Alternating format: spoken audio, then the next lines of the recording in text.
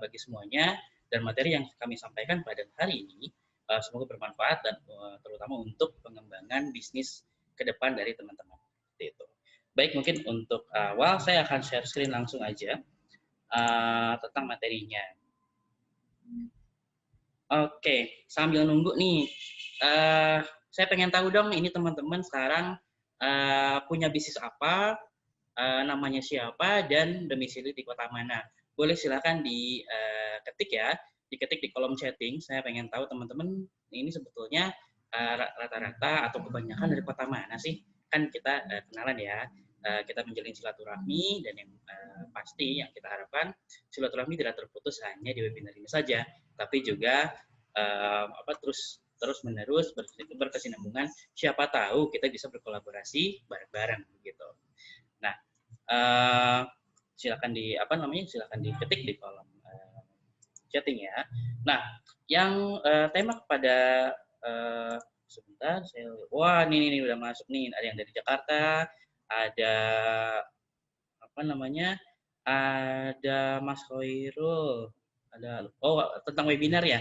Untuk rekaman ada rekamannya, tenang saja nanti setelah webinar ini saya atau kami akan menginvite teman-teman semua di dalam satu grup WhatsApp di mana nanti grup itu merupakan grup sharing. Jadi teman-teman nanti bisa tanya-tanya lebih jauh di luar webinar ini, tentunya tentang materi copywriting ataupun materi yang lain sebagainya. Termasuk materi yang sebelumnya, karena sebelumnya saya juga sudah ada materi tentang selling. Nah, gimana copywriting ini bisa berhubungan atau bisa membantu terhadap selling dari bisnis teman-teman semuanya. Kemudian nanti ada Pak Muhammad dari Tangerang, bisnis percetakan. Halo, selamat siang. Di sini ada bisnis produk kesehatan juga, Mas Hafiz Ashari. Terus di sini ada Mas Lutfi dari Bandung sebagai marketer properti, luar biasa. Selamat siang dan lain sebagainya.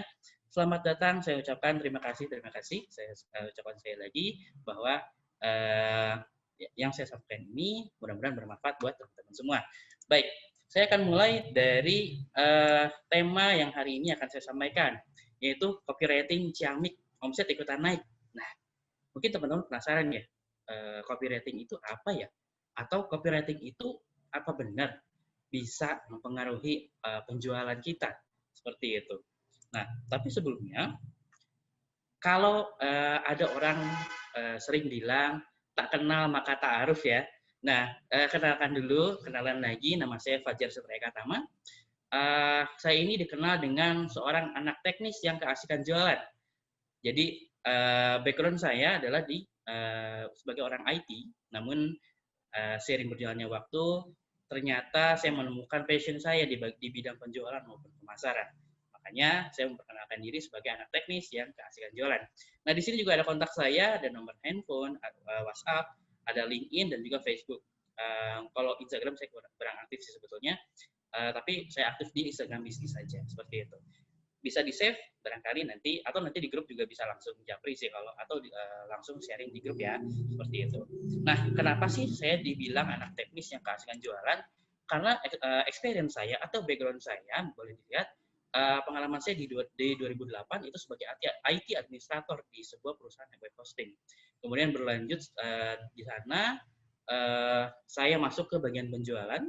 Di situ ternyata keasikan tuh dari 2012 sampai 2020 dan sampai sekarang ternyata saya lebih suka dan passion saya temukan di bagian penjualan maupun pemasaran, sehingga termasuk di 2019 saya bekerja sebagai berposisi sebagai sales and marketing manager di Billionaire Store. Kalau mungkin teman-teman familiar dengan sosok seorang DWK Prayoga, nah beliau adalah mentor saya, dan yang pasti materi ini juga tidak lepas dari peran beliau sebagai mentor saya, seperti itu. Nah, mungkin kita lanjut juga. Saya akan jelaskan dulu faktor kunci dari keberhasilan kita beriklan atau berpromosi. Faktor kuncinya apa saja sih? Yang pertama adalah siapa sih market Anda? Siapa sih market kita? Yang kedua, bagaimana penawaran Anda gitu. Dan yang ketiga, apa sih media promosi Anda? Dan yang keempat, bagaimana copywriting Anda? Nah, ini adalah faktor-faktor kunci yang harus kita pikirkan sebelum kita beriklan atau melakukan promosi baik itu di sosial media ataupun di bidang online maupun offline seperti itu.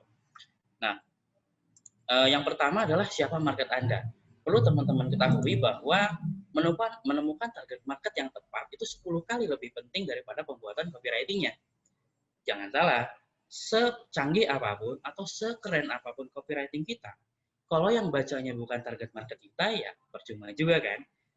Dia tidak akan beli produk kita. Walaupun, ternyata ini kalimatnya bagus nih, kalimatnya puitis banget, ada ajakan untuk membeli. Tapi karena dia bukan target kita, dia tidak akan beli. Saya nggak butuh. Seperti itu. Makanya, selain dari copywriting, yang namanya penjualan tetap aja kita harus menemukan target market yang sesuai atau yang paling tepat. Kalau misalkan kita jual produk yang premium, maka kita harus menemukan nih orang-orang yang membeli produk premium itu orang-orang seperti apa, orang-orang dengan kategori atau karakteristik seperti apa. Nah, itu yang harus kita lihat. Dan apa yang biasanya mereka bicarakan atau yang mereka diskusikan, obrolan-obrolan apa yang bisa menarik minat mereka untuk membaca iklan kita seutuhnya dan akhirnya tertarik dengan produk yang kita tawarkan. Nah, itu adalah hal yang penting dari penjualan yang berhubungan dengan copywriting. Nah, selain itu, yang kedua adalah bagaimana sih penawaran Anda? Apa yang mau kita tawarkan? Nah, ada banyak sekali tipe-tipe penawaran yang bisa teman-teman lakukan atau yang bisa teman-teman coba.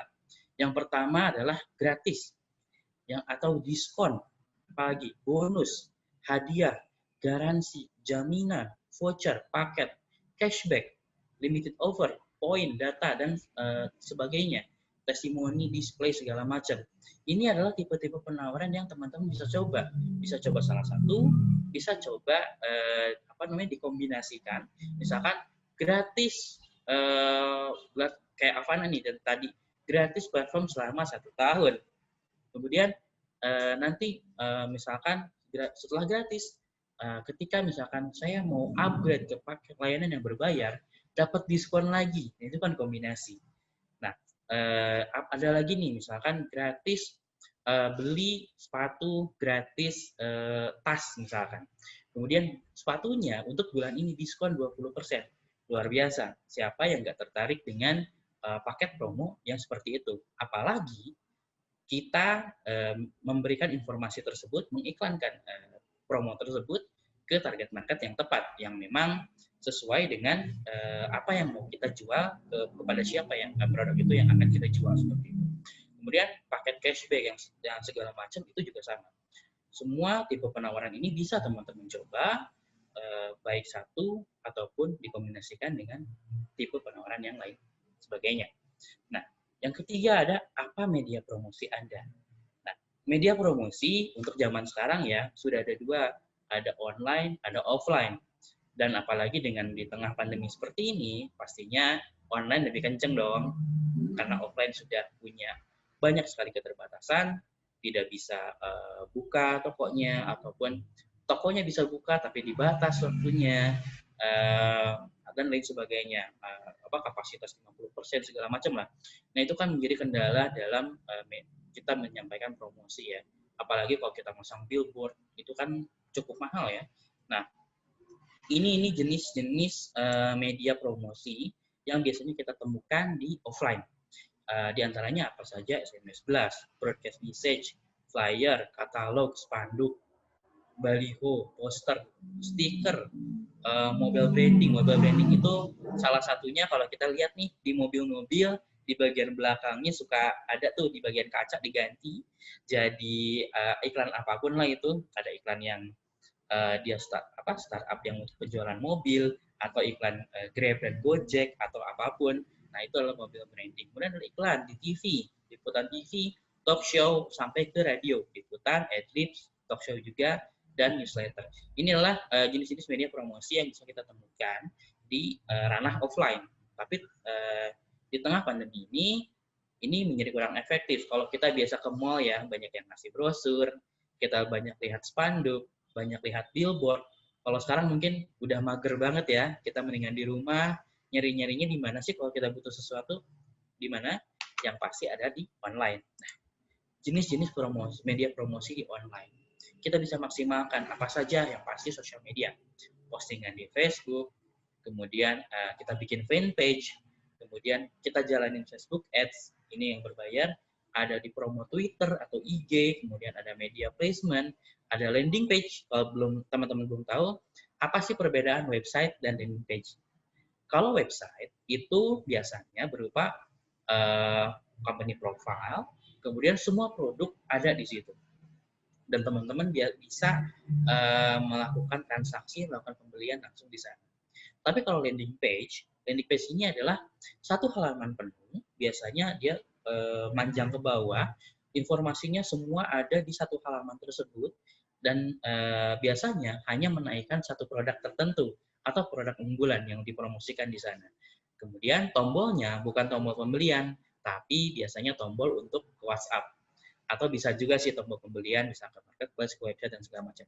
Tapi pada intinya landing page ini benar-benar mengupas tuntas salah satu produk, bahwa ini produknya ABCD, keunggulannya ini, dan segala macam. Kemudian ada Google Ads. Nah, bedanya apa sih Facebook Ads dengan Google Ads? Kalau Facebook Ads, itu dia berjalan di sosial media. Dalam artian, tanpa kita punya website pun, Facebook Ads tetap jalan. Kita tinggal bikin Facebook fanpage-nya saja. Tapi kalau Google Ads, dia wajib punya website. Kenapa? Ketika orang mengetikkan satu kata kunci tertentu di Google, kemudian muncul produk kita, maka harus ada tujuannya yang harus diklik. Dalam artian ya harus ke websitenya. Nah itu syarat menggunakan Google Ads. Kemudian ada juga YouTube. Kalau sekarang mungkin happening juga ya pakai YouTube. Kemudian Kaskus barangkali di sini masih ada.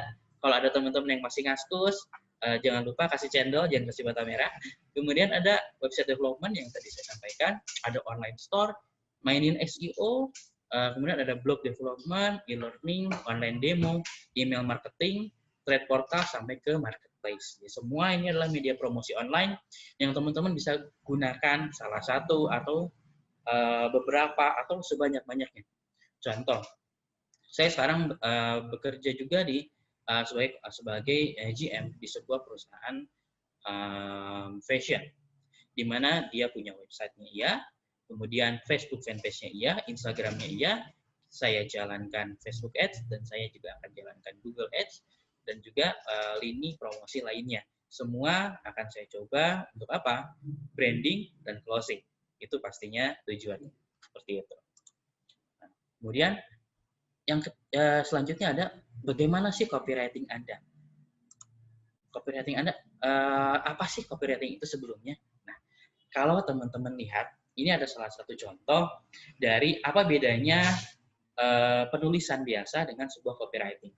Kalau penulisan biasa, itu kita hanya menitik beratkan pada fitur yang ada di satu produk. Misalkan ini nih, kalau menulis biasa itu satu kamera, dia mencantumkan 14,1 megapiksel, 5 kali optical zoom, kemudian autofocus, hanya itu. Tapi kalau copywriting, kita kemas menjadi sebuah kalimat yang inspiratif, menjadi sebuah kalimat yang sebuah tagline lah. Misalkan yang ini, because memories fade. Atau kalau kita kenal dengan yang salah satu perusahaan asuransi, dia menggunakan tagline always listening, always understanding. Di situ dia tidak mempromosikan produk asuransinya kan, tidak mempromosikan apa saja sih produknya yang dia sediakan. Iklannya pun biasanya menggunakan iklan yang mengharukan. Kemudian diakhiri dengan always listening, always understanding. Itu adalah teknik atau copywriting dengan tujuan menanamkan mindset bahwa perusahaan asuransi tersebut selalu ada, selalu mendengarkan apa yang menjadi kita harapkan dan memahami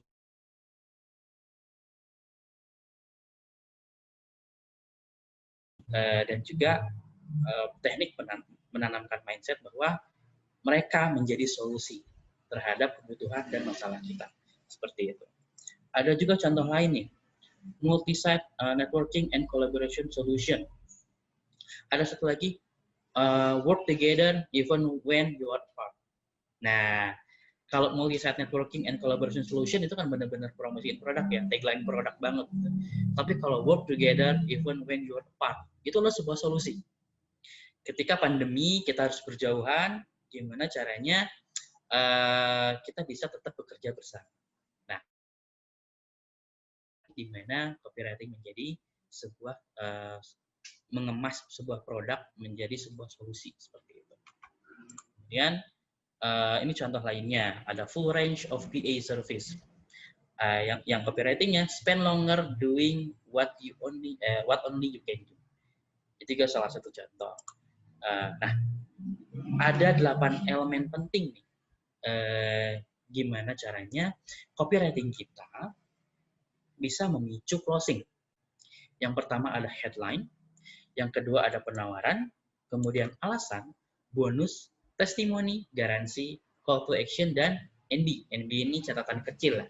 Nah, kita hari ini kita akan kupas tuntas 8 poin ini dulu. Biar teman-teman bisa coba membuat satu copywriting dengan 8 komponen ini tergabung di dalamnya. Seperti itu. Nah, yang pertama adalah headline. Headline itu boleh dibilang headline itu adalah iklan Anda. Perlu kita garis bawahi bahwa masyarakat Indonesia itu krisis literasi. Kita harus akui itu. Tidak banyak orang Indonesia yang mau membaca. Maka headline yang baik itu harus kita pikirkan. Karena apa? Rata-rata orang cuman baca judulnya doang. Itulah kenapa hoax itu bertebaran di mana-mana. Karena ketika orang baca judul, itu sudah mengeneralisir, oh ini gitu yang mau dibicarakan. Padahal belum tentu. Karena ada teknik yang namanya clickbait. Nah, itu headline ini menjadi penting dan sangat-sangat penting bahwa headline ini adalah komponen utama yang akan mereka baca sebelum yang lainnya ya. Bahkan mungkin yang lainnya nggak akan dia baca. Gitu. Saya pernah baca di salah satu situs berita yang mungkin sebagai fans MU saya cukup prihatin ya. Misal judulnya seperti ini. Solskjaer dipecat, ini 5 pelatih calon penggantinya. Kalimatnya seperti itu. Padahal ketika kita baca, itu sama sekali belum dipecat gitu. Itu cuman kemungkinan. Tapi karena judulnya Solskjaer dipecat, berarti kan mindset kita, oh udah dipecat gitu. Nah itu kan jadi 2 persepsi. Nah itu yang harus kita klarifikasi bahwa kalau ada sesuatu headline yang yang cukup mengagetkan lah, baca juga isinya. Tapi kita sebagai yang mau membuat copywriting, kita harus menemukan cara gimana agar headline itu menjadi bombastis. Tapi tetap jangan gitu-gitu banget ya, karena itu nggak cukup tidak etis lah gitu. Nah, ini contoh headline. Ini kenapa orang-orang selalu mengira saya 10 tahun lebih muda. Kira-kira teman-teman di sini kepikiran ini produk apa? Pastinya yang berhubungan dengan muka ya, skincare, pencuci muka, apapun lah itu ya. Tapi yang berhubungan dengan muka. Karena ini kenapa orang-orang selalu mengira saya 10 tahun lebih muda. Karena yang dia dilihat pasti wajah dulu. Seperti itu. Ini contoh headline yang bisa bikin orang, wah emang apa nih biar awet 10 tahun lebih muda? Pakai apa ya? Nah itu bikin penasaran orang. Kemudian ada contoh lain, inilah cara menghasilkan uang lebih banyak lewat Facebook. Nah kalau teman-teman di Facebook, biasanya banyak tuh yang pakai headline-headline kayak gini. Inilah cara menghasilkan uang lebih banyak lewat Facebook. Apalagi banyak yang kena dampak di pandemi COVID, pasti pengen dong cari uang tambahan. Nah, ini adalah headline yang bagus yang bisa dicoba begitu. Kemudian ada lagi, bagaimana cara memulai dari bawah dan menjadi kaya dengan cepat. Nah ini biasanya ini MLM ya rata-rata yang seperti ini. Tapi memang headline seperti ini bagi orang awam itu sangat menggoda, sangat mengundang pengen ngeklik, pengen baca lebih lanjut gitu. Ada lagi, bagaimana Anda bisa menurunkan berat badan 7-8 kilo dalam 1 minggu dan tidak merasa lapar. Coba, siapa yang nggak mau kayak gitu? Kalau benar-benar ada, saya juga mau. 7-8 kilo dalam 1 minggu dan tidak merasa lapar. Luar biasa. Kemudian ada lagi, bagaimana caranya menghasilkan 5 juta per hari? Bekerja dari rumah dan tanpa harus pergi kemana-mana. Nah, kalimat-kalimat ambigu seperti itu adalah kalimat-kalimat yang bisa mengundang kita untuk mengklik dan mencari tahu lebih lanjut. Memang ini sebenarnya ada apa? Emang ini sebenarnya produk apa atau jualan apa? Kemudian bagaimana Anda bisa menggunakan alat baru ini untuk menghilangkan noda jerawat dalam waktu 2 jam bahkan kurang. Di sini tidak disebutkan nama produknya, tapi alat baru ini itu menciptakan sebuah proses ambigu yang bikin orang penasaran. Emang apa sih? Gitu. Biasanya yang seperti ini orang akan komen, emang alatnya apaan sih? Emang jualan apaan sih? Bener gitu? Bisa menghilangin jerawat dalam waktu 2 jam. Nah itu bisa mengundang interaksi. Nah, saya sampaikan juga di sini tips dan trik dalam membuat headline. Yang pertama, gunakan kata perangsang. Jangan mikir aneh-aneh. Kata perangsang ini adalah kata yang bisa mengundang orang bahwa dia memang setuju dan dia merasa bahwa oh iya saya juga mengalami itu. Contoh, Anda cepat, praktis, lebih rahasia. Rahasia menurunkan berat badan, terbatas. Kemudian sekarang Anda tidak perlu lagi repot untuk apa? Kemudian hanya dengan investasi sebesar segini, Anda akan mendapatkan segini. Kemudian baru mudah akhirnya ada juga alat yang bisa begini. Kemudian ada segera dapatkan produk bagus ini untuk berapa. Kemudian cara untuk menurunkan apa? Cara untuk memutihkan dalam waktu sekian. Nah, gunakan kata perangsang yang bisa bikin, oh, emang apa caranya? Oh, emang gimana nih? Oh, emang harus kayak gimana? Bisa bikin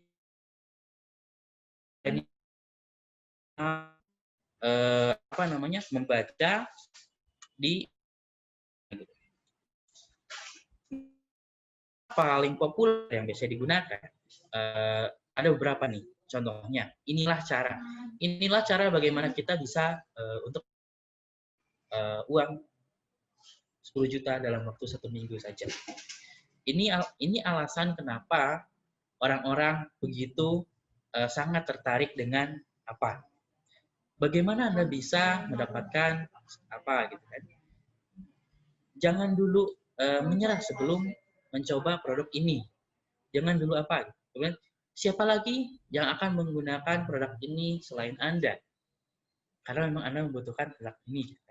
Kemudian 5 alasan kenapa Anda harus segera menggunakan layanan ini. Nah, itu adalah frasa-frasa paling populer atau kalimat-kalimat awal yang paling populer digunakan oleh seorang marketer, terutama online marketer.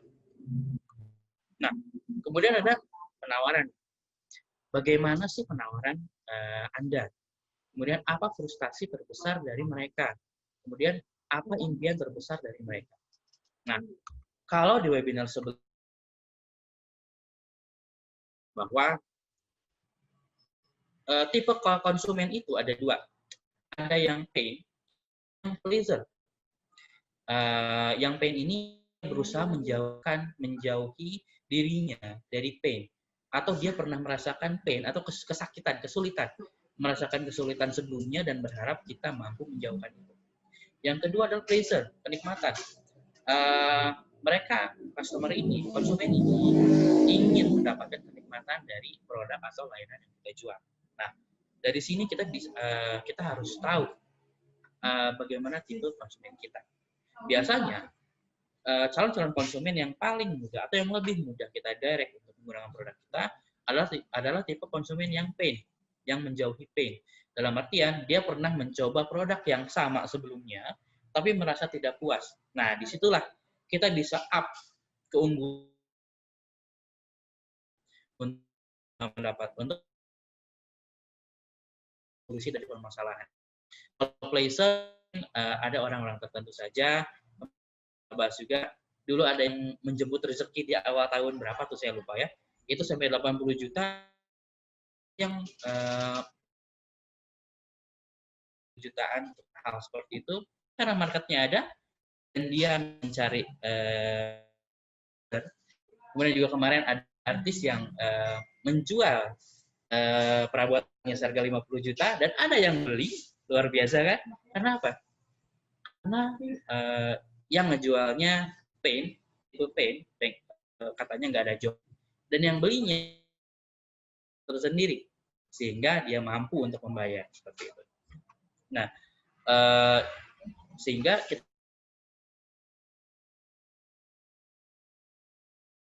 pasti masalah atau apa sih yang saat ini mereka butuhkan seperti itu. Nah, jangan sampai apa yang kita sampaikan kemudian mereka berpikir siapa peduli gitu kan, peduli amat. Ya emangnya kenapa? Apa untungnya buat saya? Nah, makanya kalau misalkan kita dalam satu diskusi, dalam satu penawaran dengan calon konsumen, gali lebih dalam kebutuhannya, gali lebih dalam masalahnya. Jangan langsung nyerocos gitu aja nawarin produk kita. Kalau langsung nyerocos gitu aja, pasti berpikir, ya terus untungnya buat saya apa? Gitu. Makanya gali lebih dalam, kalau perlu mereka teman untuk komunikasi. Nah, apa namanya? Karena kan mereka pasti itu mereka butuh alasan kenapa saya harus membeli produk Anda.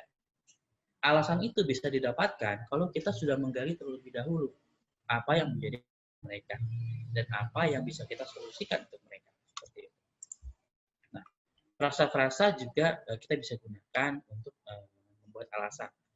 Contoh nih, 7 alasan kenapa Anda harus beli produk ini. Mengapa produk ini wajib Anda miliki? Kenapa ini penting untuk Anda coba? Dan ini alasan kenapa Anda harus bergabung menjadi apa? Selain alasan ini, alasan apa lagi yang membuat Anda tidak membeli produk ini? Nah, itu adalah beberapa kalimat yang bisa teman-teman gunakan untuk ibaratnya meminta persetujuan dari mereka. Oh iya ya, ternyata benar juga ya, saya memang butuh ini. Oh benar juga ya, saya punya masalah ini dan alasan yang teman-teman buat untuk mereka setuju dan memang oh ya saya berarti harus punya ini segera. Oh berarti saya harus menggunakan produk ini segera. Saya harus punya ini segera. Nah itu apa namanya approval. Kita harus mendapatkan approval dari mereka sehingga mereka mau membeli atau menggunakan produk atau layanan yang kita tawarkan. Kemudian kita juga bisa ngasih bonus ke mereka. Pastinya bonusnya yang relevan ya, yang berkualitas, ada harganya, dan cantumkan benefitnya. Contoh, dengan menggunakan layanan Avana, bisnis mendapatkan kemudahan berbisnis, mengelola bisnis dengan menggunakan platform Avana. Karena produk Avana berkualitas dan terjamin dengan support 7x24 jam. Kemudian dapatkan juga free 20 ebook tentang bisnis seharga 1 juta. Tapi bisa didapatkan free dengan menggunakan Avana. Kemudian cantumkan benefitnya. Benefit menggunakan produk Avana dengan tipe ini, produk yang ini, benefitnya ada misalkan fitur A, fitur B, fitur C, dan lain sebagainya. Itu satu contoh.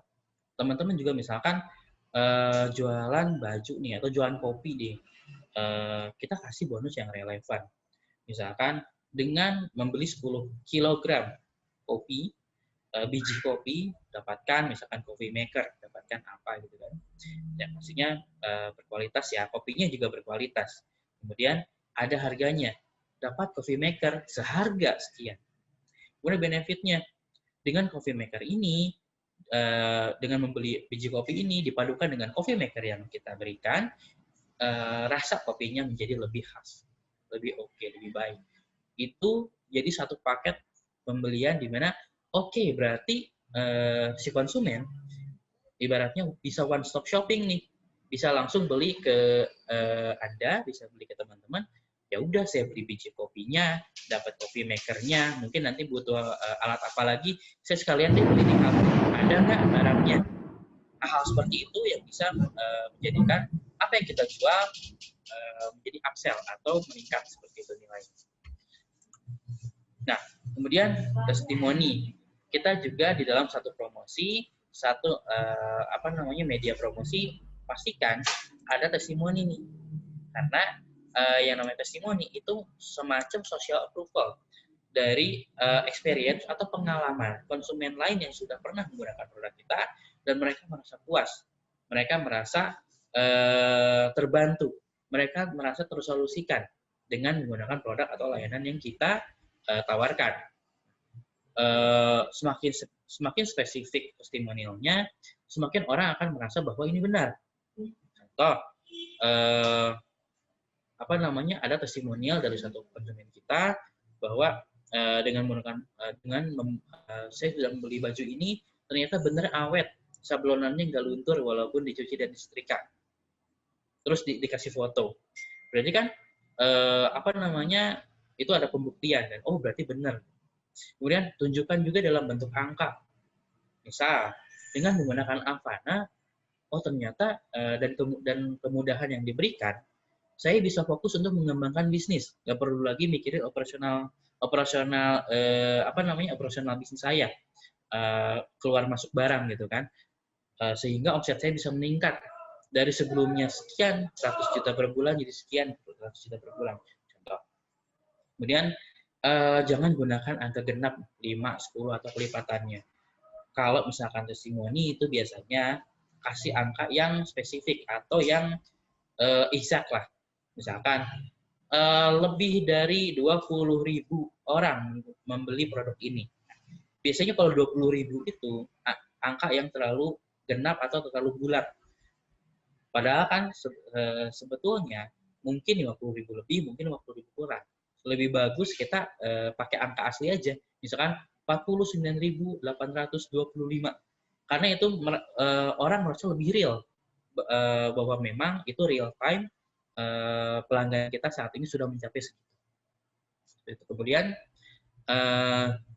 jangan semuanya ditunjukkan, misalkan nih nomor handphone yang ngasih testimonial atau namanya, atau misalkan kalau bukti transfer ada yang harus dihapus, dan misalkan tunjukkan fotonya, foto dari chattingan kita yang minta testimonial, atau misalkan yang memang langsung dia kasih testimonial, kita screenshot, kita jadikan itu rangkaian testimonial kita. Bahkan kalau dia kasih video testimonial, video review, itu lebih bagus lagi karena itu lebih real, benar-benar user experience seperti itu. Nah, kemudian kita juga bisa kasih yang namanya garansi. Kalau kita kasih garansi, itu yang pertama fungsinya itu mengunci risiko, kemudian mengatasi rasa frustasi, dan yang ketiga alasan berkuat bertransaksi. Kenapa?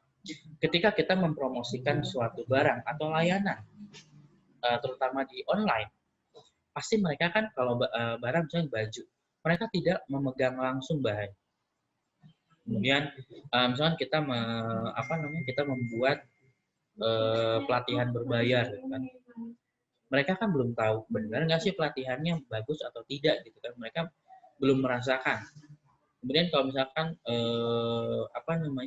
kita jual layanan platform, itu kan orang juga belum tahu nih, kira-kira platformnya bagus enggak nih. Takutnya udah bayar mahal, ternyata nggak bagus. Dengan adanya garansi, itu mengunci resiko dan mengatasi rasa frustasi. Dia nggak perlu khawatir dana yang diinvestasikan untuk produk tersebut, untuk layanan tersebut, dia tidak perlu khawatir bahwa dana itu akan sia-sia. Karena dia sudah dapat jaminan bahwa misalkan nih kita kasih garansi 30 hari uang bisa kembali kalau tidak puas, misalkan. Atau kalau makanan tidak enak uang kembali, misalkan. Contoh seperti itu. Atau kalau yang di minimarket misalkan tidak menerima struk, belanjaan Anda jadi gratis. Ada juga yang seperti itu. Itu buat apa?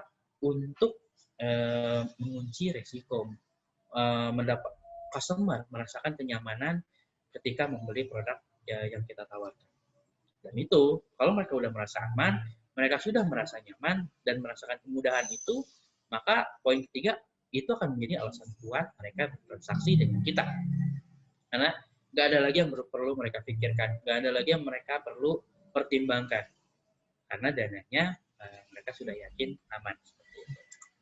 Nah, tips-tipsnya nih, ya kalau kita mau kasih garansi. Yang pertama, hindari kata-kata garansi yang sering digunakan oleh banyak orang. Contoh,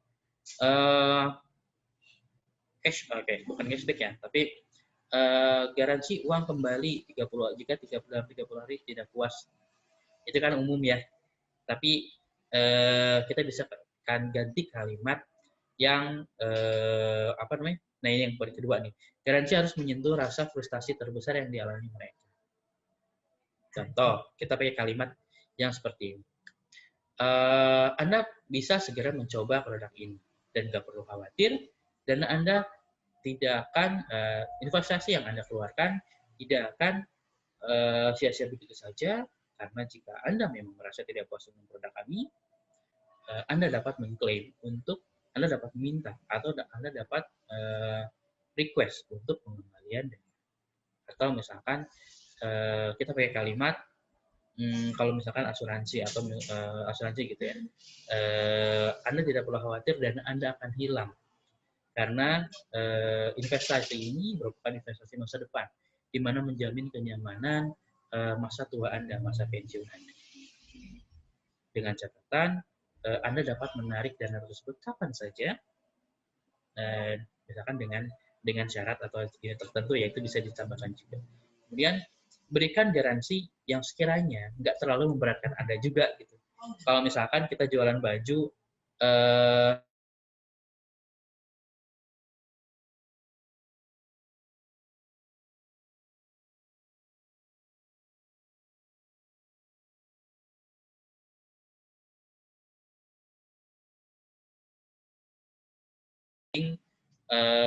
misalkan kita pakai dust bag atau pakai paper bag itu masih utuh segala macam. Nah, yang penting tidak memberatkan Anda sebagai penjual, sebagai seller. Nah, ini yang paling penting adalah call to action. Call to action ini adalah ajakan atau perintah, bisa juga atau apapun lah, di mana orang setelah membaca copywriting dari kita itu tahu harus kemana.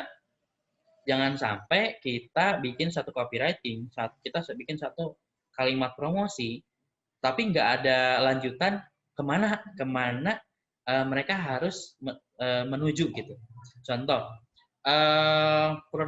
memperkenalkan produk baru di bulan Oktober bernama ABCDE dengan harga spesial sekian. Udah aja gitu.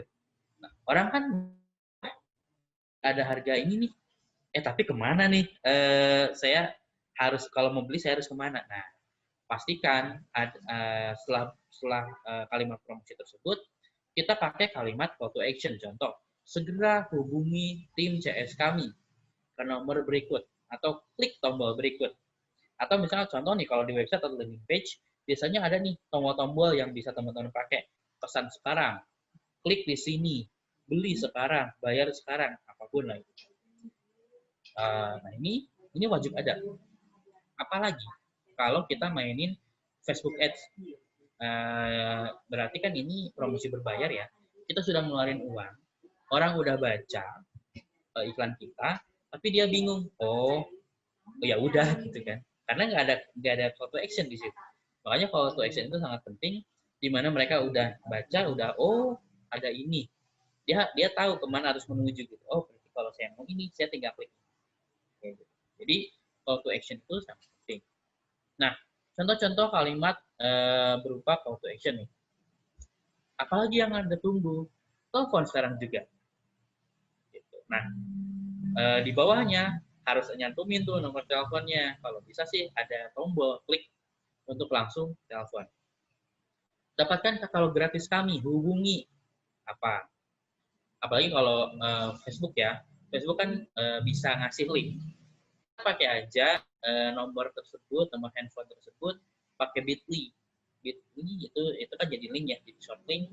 Jadi hubungi itu tinggal klik aja, nggak perlu save nomor lagi. Kemudian kalau misalkan teman-teman mau buka reseller nih, bergabunglah dengan 1.000 konsumen yang pas lainnya hari ini juga. Contoh ini kalau konsumen ya, atau bergabunglah dengan tim penjualan kami dan dapatkan komisi menarik setiap harinya. Contoh. Untuk informasi lebih lanjut, hubungi. Nah, action sekarang juga, kasih tombol. Putuskan sendiri, kasih tombol juga. Lakukan hari ini, jangan ragu-ragu. Ini adalah contoh-contoh kalimat call to action yang teman-teman harus pakai. Harus pakai, jangan sampai yang baca itu, viewers itu, prospek itu cuman, oh gitu. Ya udah, jangan sampai kayak gitu. Ketika mereka sudah dipanas-panasin dengan headline kita, dengan kalimat promosi kita, dengan bonus-bonus yang kita tawarkan, harus ada call action. Mumpung mereka masih panas, mereka akan menggebu-gebu tuh, harus langsung klik. Kenapa? Kalau ada jeda sedikit aja, konsumen biasanya jadi menunda-nunda nanti. Seperti itu. Nah, contoh lagi kalimatnya nih, berminat, segera kontak. Kemudian, ini adalah keputusan yang menguntungkan untuk diambil. Kemudian, sekarang adalah saat yang terbaik. Ya. Daripada hanya membacanya, mengapa Anda tidak langsung dan buktikan sendiri. Tunggu apa lagi? Waktu hampir habis. Nah, ini adalah salah satu contoh juga call to action yang dikombinasikan dengan limited offer atau penawaran terbatas. Waktu hampir habis. Kalau di TV sering dengar mungkin Senin harga naik, gitu. Selasanya turun lagi, gitu kan. Nah, itu juga agar orang yang lagi panas nih pengen beli itu tetap panas ketika dia klik dan dia langsung mau beli segala macam.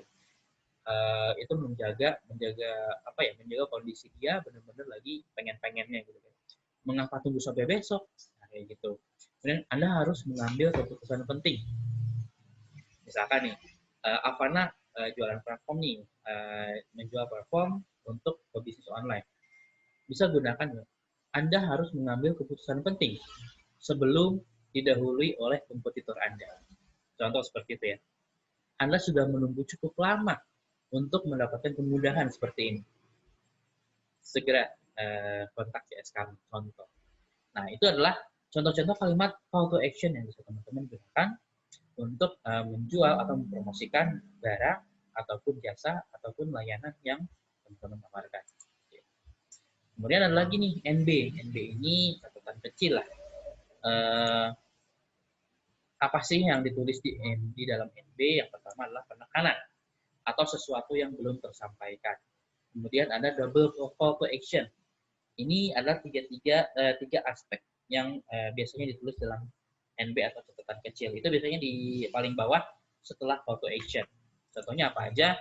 Nah, setelah tadi kan call to action, tunggu apa lagi? Segera dapatkan sekarang. Ada tombolnya. Terus di sini ada NB di bawahnya. Kami tidak mengatakan bahwa bahwa kami yang terbaik. Mereka lah yang mengatakannya. Kemudian di situ padukan dengan testimonial, contoh. Kemudian jadikan ini sebagai titik balik dalam hidup Anda. Terus yang tadi tuh, yang segera ambil keputusan penting sebelum sebelum didahului oleh kompetitor Anda. Itu juga bisa ditulis dalam NB. Hanya ada satu kesimpulan di sekarang. Siapa cepat dia dapat. Nah, ini untuk yang tadi tuh. Nah, kenapa nunggu sampai besok atau misalkan tunggu apa lagi? Kemudian harga hanya berlaku untuk 50 pemesan tercepat. Apalagi dikombinasikan dengan update pemesan saat ini 48 atau 47. Berarti kan tinggal sisa 3 nih. Wah, 3 terakhir. Saya harus cepat-cepat. Nah, itu adalah kalimat yang diundang juga. Kemudian, jika habis, maka saya akan menutup penjualan ini segera. Padahal ini cuma kalimat ya, jika habis. Kan belum tentu habis. Tapi di mindset seorang konsumen, ketika membaca jika habis, berarti tinggal sedikit lagi. Nah, itu adalah mindset yang biasanya dimiliki oleh konsumen yang sedang menggebu-gebu ingin membeli, atau misalkan yang apa tuh namanya, benar-benar yang konsumen memang butuh banget gitu kan. Ketika baca jika habis berarti udah, berarti mau habis nih gitu. Nah, dari yang saya sampaikan, ini teman-teman kan tahu ya, ini apa nih, martabak ya. Kalau mentor saya bilang jangan angkat-angkat martabak. Angkat-angkat martabak ini apa sih? Ya kita bisa tahu ya, kalau misalkan apalagi hujan-hujan gini, beli martabak itu kan kalau panas-panas tuh bisa jadi rebutan ya. Anget-anget tuh jadi rebutan. Tapi kalau lagi dingin, udah dingin, biasanya dicuekin gitu aja, bahkan dibesokin. Nah, kalau kita menerima, dalam artiannya apa? Ketika kita menerima satu insight baru, satu wawasan yang baru, apa namanya? Kita harus langsung coba, langsung praktekkan. Mumpung masih hangat, langsung praktekin. Karena apa? Kalau udah dingin, biasanya malas lagi tuh. Makanya banyak praktek sama dengan banyak hasil. Hasilnya bagus atau tidak tergantung praktek yang kita lakukan. Tapi yang namanya praktek itu kan nggak bisa sekali langsung berhasil ya. Kita harus coba, trial and error. Coba A, yang ini kurang oke. Coba A yang B. Sampai kita dapat rumusnya, sampai kita dapat formulanya, sampai kita dapat, ternyata teknik ini, kalimat ini yang paling powerful untuk menjual produk saya, untuk menjual layanan saya. Teman-teman bisa coba kalimat-kalimat yang tadi, kalimat-kalimat yang di atas tadi bisa dicoba untuk menjual produknya semua. Kemudian, nah mungkin untuk saat ini materinya sih sampai di sini dulu karena ini masih materi kulit ya, belum masuk ke materi daging. Nah, di sini ada the next level of copywriting. Nanti saya akan sampaikan dan saya akan bedah satu demi satu apa saja. Yang pertama ada hard selling, yang kedua ada soft selling, yang ketiga ada comfort selling, dan yang keempat ada storytelling. Mereka ini punya peran masing-masing, punya plus dan minus masing-masing, punya trik masing-masing, dan yang pasti punya karakteristik dan untuk penggunaan di produk tertentu ya. Nah, ini akan kita kupas lebih dalam di materi selanjutnya. Tentunya setelah di webinar ini kita akan join di satu grup untuk membahas copywriting yang tadi. Dan sebelum ke materi 4 ini, hard selling, soft selling, comfort selling, dan storytelling, kita akan diskusi dulu di dalam grup tersebut tentang copywriting dasarnya ya. Nanti bisa ngobrol-ngobrol langsung, dan nanti di sana kita akan bedah satu persatu kalimat-kalimat yang di atas tadi. Dan jangan khawatir, materi ini akan saya share juga di grup WhatsApp-nya, dan nanti saya minta teman-teman membuat kalimat menggunakan headline atau menggunakan frasa-frasa yang tadi saya sampaikan, masing-masing satu kalimat, satu tipe, satu kalimat gitu. Nanti kita akan coba bedah satu-satu apa yang pernah dibuat sama teman-teman semua di sini gitu. Nah, oke. Nah, mungkin untuk materi copywriting-nya saya sudahi dulu ya untuk siang hari ini. Yang tadi untuk yang Avana, tadi kan mungkin saya sedikit banyak mempromosikan Avana juga ya, tapi juga teman-teman tadi kan sudah disampaikan oleh Mas Fauzi bahwa Avana sekarang trialnya sudah tidak 14 hari lagi, tapi selamanya. Teman-teman bisa gunakan trial Avana untuk bisnisnya, nanti bisa dicoba ya. Kunjungi di bit.ly/coba Avana gratis. Bisa coba, nanti Mas Fauzi di kolom chatting, tolong di ini juga ya, tolong di blast di sana. Kemudian yang kedua, setelah dicoba, setelah daftar, hubungkan ke Facebook atau Gmail. Kemudian masukkan nama toko, email toko, dan nomor handphone. Kemudian klik create. Nanti di sana ada beberapa poin, 4 poin. Di situ ada tanda serunya. Nanti di situ teman-teman lengkapi semua yang di dalam dashboard yang bertanda seru sampai tanda serunya hilang. Nah, dari situ nanti akan ada promo menarik dan juga hadiah menarik langsung dari Avananya. Gitu. Oke. Uh, Mungkin untuk materinya saya cukupkan dulu sampai sini. Nah, ini adalah kalimat yang saya sukai. The best thing that salespeople do is concern about people interest. Dalam artian, orang-orang yang berjualan, yang berkiprah di bidang penjualan dan maupun pemasaran, itu harus memperhatikan apa yang saat ini orang-orang sedang butuhkan, yang saat ini orang-orang sedang minati. Itu aja pesan dari saya. Saya kembalikan lagi ke Mas Fauzi untuk ke Q&A ya. Silakan Mas Fauzi. Oke, keren banget nih, sangat bermanfaat Mas Fajar. Oke, ini kebetulan sudah banyak yang bertanya nih Mas, tapi mungkin saya ada satu pertanyaan dulu nih Mas. Boleh. Misal saya punya bisnis, saya udah buat copywriting yang bagus, baik di media sosial dan di web store, tapi nggak ada yang lihat nih Mas. Ada saran nggak nih Mas, gimana caranya biar orang-orang bisa ngelihat produk kita yang kita jual gitu? Nah, yang namanya produk kita balik lagi ya ke target yang tepat. Lihat atau tidak, ngeklik atau tidak, balik lagi kita targetingnya kemana. Kalau kita jual produk yang premium, berarti kita harus cari lingkungan yang premium itu, lingkungan orang-orang yang memang mampu membeli, punya daya beli untuk membeli produk premium tersebut. Karena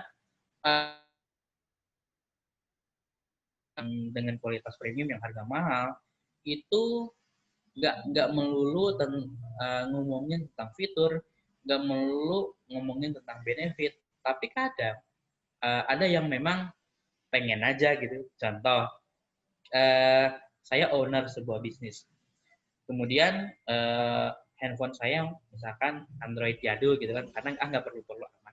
Tapi ketika saya meeting dengan owner lainnya, kita hangout bareng, mereka semua pada pakai iPhone terbaru.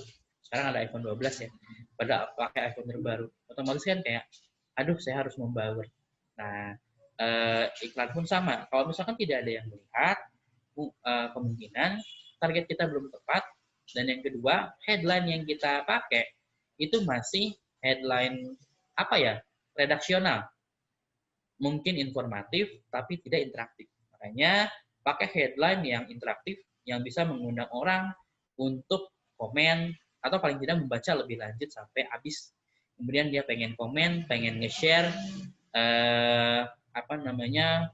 ya biasanya komen sama nge-share ya. Jangan kalah sama orang-orang yang doyannya nyebarin hoax tuh. Kan headline-nya luar biasa bombastis. Dan di situ kita biasanya mengundang kita tuh tertarik untuk komentar, kita itu tertarik untuk nge-share. Nah, itu berita hoax. Kita gunakan teknik itu untuk perjualan produk kita sendiri. Tapi jangan hoax ya, tetap harus harus aktual, harus fakta, tapi juga menarik untuk dibaca dan menarik minat untuk ngeklik untuk mencari tahu informasi selanjutnya. Seperti itu Mas Fauzi. Oke, mungkin kita bisa langsung masuk aja nih Mas ke pertanyaan pertama. Ini ada dari kolom chat. Kak, copywriting juga tergantung dari aset visual atau video kah? Tolong dielaborasikan untuk menggait emosional konsumen. Oke. Dari siapa? Sorry. Lutfi siapa ini namanya nggak kelihatan jelas. Oke, Mas Lutfi ya. Oke, Mas Lutfi, yang namanya copywriting pasti berhubungan dengan aset visual ya, baik itu image maupun video. Nah, kalau misalkan kita mau pakai image, nah pastikan image-nya harus sesuai atau harus nyambung lah paling enggak dengan headline dan copywriting yang mau kita pakai. Contoh, kalau misalkan kita mau launching October Collection, nah maka di image-nya pun sama. Di situ October Collection. Terus kemudian video. Nah, video yang powerful saat ini adalah video testimoni. Kalau misalkan video produk, biasanya orang nggak terlalu aware.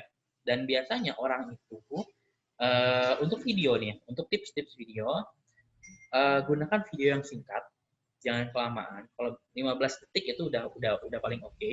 Dan 3 detik pertama itu adalah pesan yang harus kita sampaikan itu di 3 detik pertama. Karena rata-rata orang itu males nonton video sampai habis. Contoh nih, kalau kita sering lihat video-video resep masakan, cara membuat masakan, itu biasanya di 3 sampai 5 detik pertama itu dia menampilkan hasil masakan yang sudah jadi. Nah, kalau yang seperti itu kan pesannya sudah tersampaikan bahwa jadinya akan seperti ini. Nah, berikutnya baru step by step cara memasak. Begitu pula produk kita yang mau kita sampaikan. 3 detik awal, 3 sampai 5 detik awal itu harus menampung semua pesan yang akan kita sampaikan. Dan kalau kita mau mainin ads itu maksimal di 1 menit aja, jangan terlalu panjang. Kalau bisa 30 detik aja cukup. Gitu. Itu sih Mas Uzi dan Mas Lutfi ya tadi ya. Oke, terus ada pertanyaan lanjutan nih Mas, masih di kolom chat juga. Mungkin teman-teman kalau ada yang bertanya bisa di kolom question and answers juga. Ini ada pertanyaan, Kak izin bertanya bagaimana cara membuat konten copywriting kita SEO friendly. Nah, oke. Dengan siapa yang nanya tadi? Kak Dinda. Oke. Kak Dinda nih, untuk copywriting yang SEO friendly itu ada triknya. Nah, nanti akan kita bahas di materi selanjutnya di next level of copywriting. Di situ untuk yang SEO friendly itu biasanya hard selling tipenya. Jadi nanti untuk yang SEO friendly ini kita akan ulas bersamaan dengan teknik copywriting dengan tipe hard selling seperti itu. Jadi tunggu aja, nanti join grupnya, nanti kita sharing bareng-bareng dan tunggu webinar selanjutnya tentang hard selling seperti itu. Oke, mungkin bisa lanjut nih, Mas, ke pertanyaan yang di kolom question and answers. Pertama ada pertanyaan, coba gratis Avana selamanya maksudnya gimana? Apa nggak overpromise? Mungkin saya aja yang jawab. Jadi, coba gratis Avana ini benar-benar selamanya. Jadi, teman-teman bisa punya toko online, itu bakal buka selamanya, selama-lamanya sampai teman-teman menutup toko online-nya sendiri. Jadi kita nggak ada batasan hari lagi, jadi bisa jualan langsung dari toko online. Oke, itu. Terus pertanyaan selanjutnya, apakah Avana berlangganan dan jika iya ada maintenance-nya? Selain itu, benefit apa yang membuat saya harus pilih Avana dalam berjualan?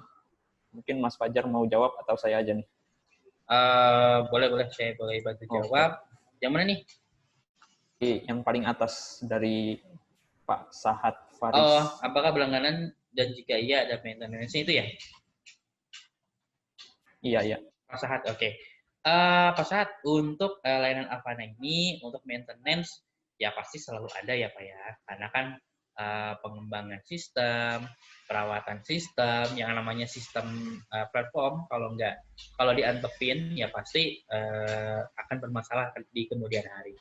Itu harus selalu diupdate ya. Kemudian apa benefit yang membuat saya harus pilih Avana dan berjualan? Yang pasti gini, platform Avana itu bertujuan untuk memudahkan Pak Sahat dalam melakukan bisnis. Dalam artian Pak Sahat udah nggak perlu mikirin lagi operasional transaksi, operasional bisnis, contoh pengelolaan stok barang, kemudian pengelolaan transaksi pembayaran, pengelolaan pemesanan, itu semua sudah dalam satu platform. Kemudian tadi Mas Fauzi juga sudah menyampaikan bahwa Avana memiliki fitur AvaChat, di mana AvaChat ini memungkinkan seluruh media chatting, seluruh media chatting atau obrolan itu dikelola di dalam satu panel. Nah, jadi kalau misalkan Pak Sahat nih di penjualannya bisa ada via WA, via Line, via Instagram, via Messenger, dan lain sebagainya, itu bisa dikoneksikan ke dalam AvaChat. Jadi Pak Sahat atau mungkin tim adminnya tinggal login ke AlphaChat, bisa dibalesin di situ semuanya. Nggak perlu ngebuka aplikasinya satu-satu. Karena kalau masih manual, ngebuka aplikasinya satu-satu, itu biasanya ada aja yang kelewat. Nah, kalau pakai AlphaChat, semua bisa dibalesin satu-satu, dan bisa juga di sana langsung bikin invoice order. Nah, bayangin nih, dari chatting langsung bikin invoice order. Nggak perlu dilempar-lempar lagi. Kenapa? Kalau ada yang tanya-tanya, contoh nih via WA, dia nanya-nanya. Kemudian kalau mau beli via website ya, atau via marketplace ya, kalau seperti itu, biasanya ada aja yang lost sales. Karena apa? Calon konsumen kita merasa dilempar-lempar. Maunya kalau udah ngontak WA, ya bayarnya di WA gitu, belinya di WA, kalau bisa mah bayarnya di WA, ngirimnya di WA gitu. Nah, dengan Avana itu memudahkan, karena di platform chatting ini kita bisa buat invoice langsung di sana, dan langsung terkirim otomatis dengan format PDF si invoice-nya. Kayak gitu. Kemudian juga dari reseller nih. Reseller ini kalau pas saat misalkan kalau sekarang ya, zaman sekarang itu banyak para pebisnis yang menggunakan tim penjualan atau reseller sebagai channel penjualannya menggunakan teknik networking. Kenapa? Misalkan Pak Sahat punya background di bidang IT, tapi Pak Sahat tidak bisa menjangkau orang-orang dengan background di bidang kesehatan, contoh dokter, perawat. Tapi kalau Pak Sahat punya reseller yang dia profesinya juga sebagai dokter atau perawat, maka secara otomatis circle-nya Pak Sahat bertambah. Nggak cuma orang IT, tapi juga perawat tersebut. Kemudian ada lagi yang pramugari, jadi resellernya Pak Sahat. Nah itu circle Pak Sahat, circle bisnisnya meluas lagi tuh. Kemudian mungkin ada pemuka agama, ada apa, dan lain sebagainya. Nah, dengan menggunakan sistem reseller management, Pak Sahat tinggal daftarin atau registrasikan tim-tim reseller ini di dalam satu sistem. Nah, di sistem itu nanti bisa kelihatan performance dari masing-masing reseller ini. Kemudian tingkatannya pun bisa diatur, misalkan untuk yang reseller lama dibikin komisinya, sistem komisinya 30%. Tapi buat reseller yang baru 15% dulu lah gitu. Nah, itu bisa diatur di situ. Dan di situ juga bisa kelihatan, oh reseller yang A dalam satu hari dia nge-share 100 produk. Tapi yang reseller B dia cuma nge-share 10 produk. Nah, kalau suatu saat reseller B ini komplain, kok saya belum ada yang beli ya. Nah, pas saat tinggal bilang, lah promosinya sehari cuma 10 kali, gitu. Yang reseller lain 100 kali penjualannya bagus tuh. Nah, itu juga bisa jadi take and give antara pasar dengan reseller. Karena reseller itu nggak bisa cuma disuruh jualan, nggak bisa kita cuma minta omset saja, tapi harus dikelola. Kita kasih materi, kita kasih ilmu baru, kita kasih apapun, sehingga apa? Mereka loyal dan mereka menjadi militan. Kalau fashion saya saranin nyari reseller mama tuh. Mama kalau udah militan, wah luar biasa penjualan. Seperti itu Pak Sahat. Gitu Mas Wezi, silakan. Oke, mungkin lanjut ke pertanyaan selanjutnya nih. Jadi pertanyaan selanjutnya dari Kak Imadudin. Permisi, saya ingin bertanya bagaimana membuat copywriting untuk produk yang sifatnya sudah umum di masyarakat. Kebetulan saya memiliki usaha di bidang retail tradisional, yaitu toko kosmetik grosir di pasar tradisional. Terima kasih. Oke, copywriting yang pasti kita punya sosial media dulu ya. Sosial media dulu. Kalau copywriting yang sudah umum di masyarakat dan sudah ada tokonya, saya punya pengalaman juga karena saya juga marketing konsultan di sebuah toko tekstil yang menjual kain kain rayon, kain polimikro, dan itu bisa untuk fashion kayak gamis, mukena dan lain sebagainya. Teman-teman kalau ada yang bisnis fashion boleh tuh beli kain ke saya juga jadi promosi ya. Nah, biasanya kalau copywriting seperti ini bisa digunakan copywriting harian juga. Contoh, kita fotoin yang lagi mau ngirim barang, atau kita mau ngirim barang kita fotoin. Kita bisa pakai kalimat, padahal baru tadi pagi masuk gudang, keluar lagi. Emang kalau produk bagus kayak gini, nggak pernah lama-lama ada di gudang, laku terus. Contoh kayak gitu.